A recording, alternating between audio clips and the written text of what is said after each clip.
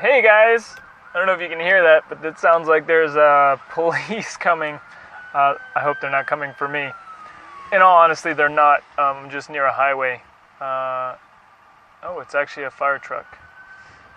And they might be coming in this parking lot. So, anyway, enough excitement for one day. I wanted to actually shoot this video real quick because I put out there that video on starting my business. And I really wanted to just be honest about how it's going and what I'm doing and where I'm going to start. And a buddy of mine, Daniel Quinones, he sent me the coolest email.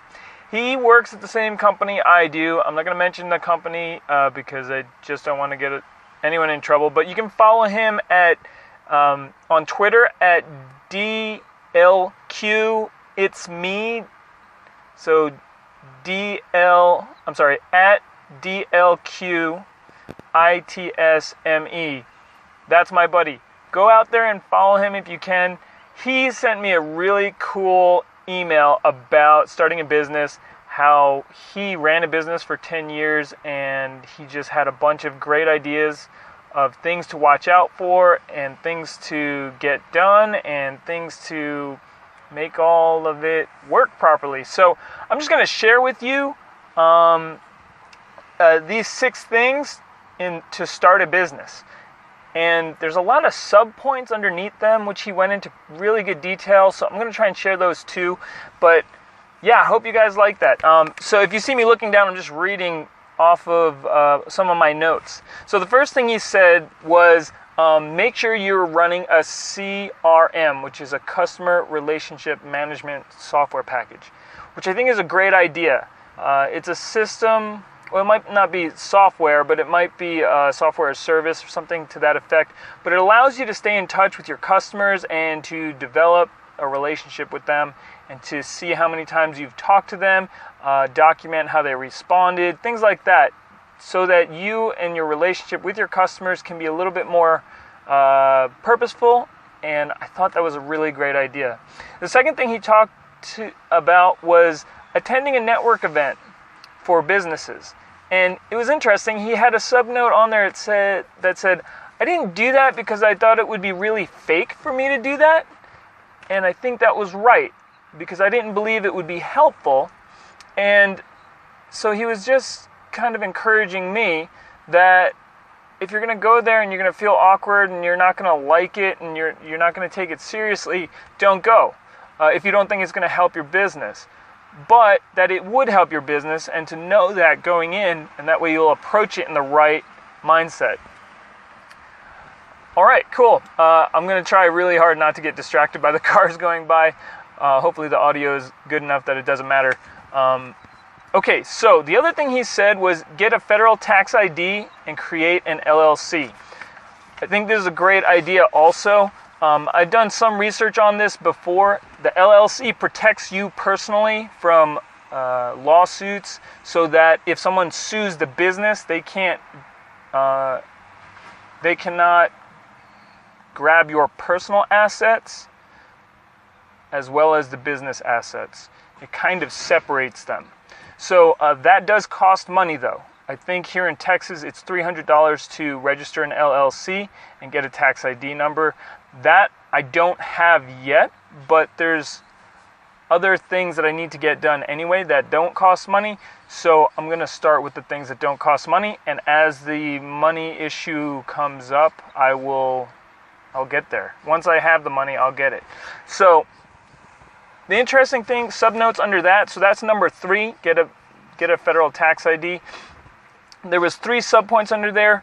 Make sure you're getting business insurance, get a business checking account, and find a good business accountant, one that will get you the maximum return for owning a business. He said that's really important. Okay, cool. So number 4 was a very good idea. We work for a large corporation in America, and so he said there is a conflict of interest form, in the HR department that I will have to fill out, which is a great idea. It protects you, let your company know that you're working a business on the side, and to make sure that there is no crossover so that you're not causing a problem for your company and you can still work there while you're doing a business on the side. So that's a great idea. I think that's really helpful. And it's a simple thing to do. Just contacting your HR department and get it done. All right, number 5. Clearly define and document your differentiator. I like this. To say it simply, what makes you different from everyone else? You need to clearly document and define what makes you different from everyone else. I think that's a great idea. It allows you to create company culture. And I think that's really important. If you're going to build a company and you're going to have more than one employee, if you're the only employee, I guess company culture doesn't really matter that much, but you're going to be tired. But if you need to expand and you're bringing people on, company culture is going to be really important.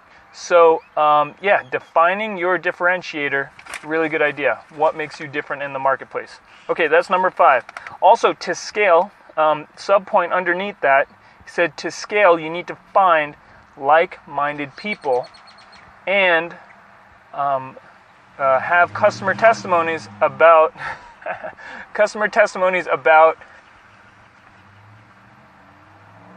what makes you different. I think that's a good idea too.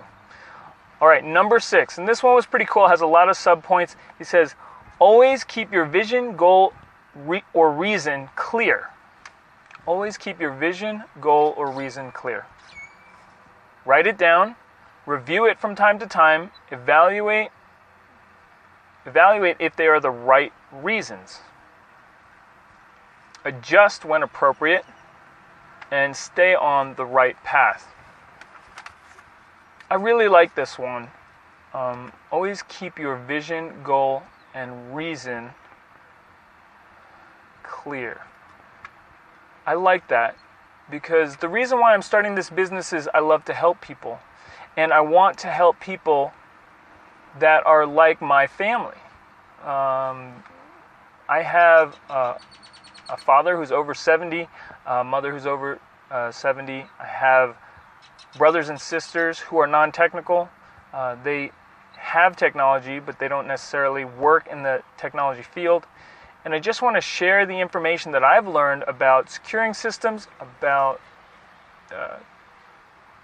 setting up computers properly, troubleshooting systems, just things that people outside of my industry don't really know how to do or don't know how to do in a systematic way that saves them time and money. So my goal is to just share that information. I think that's precisely what I want to do. And hopefully these videos will be helpful for you if you're planning to start a business. So I think I might make a video on each one of these as to when I actually do them. Like maybe while I'm filling out forms and things like that, or going to network events. Let me know in the comments if that's what you want to see. I definitely will go over that number 6. And subscribe to see more of this. This whole series, I think it's going to have to be once a week. Last video I said it was going to be once a day. I just don't have the editing time or bandwidth to do that. So, or editing skills for that matter. So this might be a once a week or twice a month vlog, and I hope it's helpful to you. And yeah, I'll see you in the next one. Peace.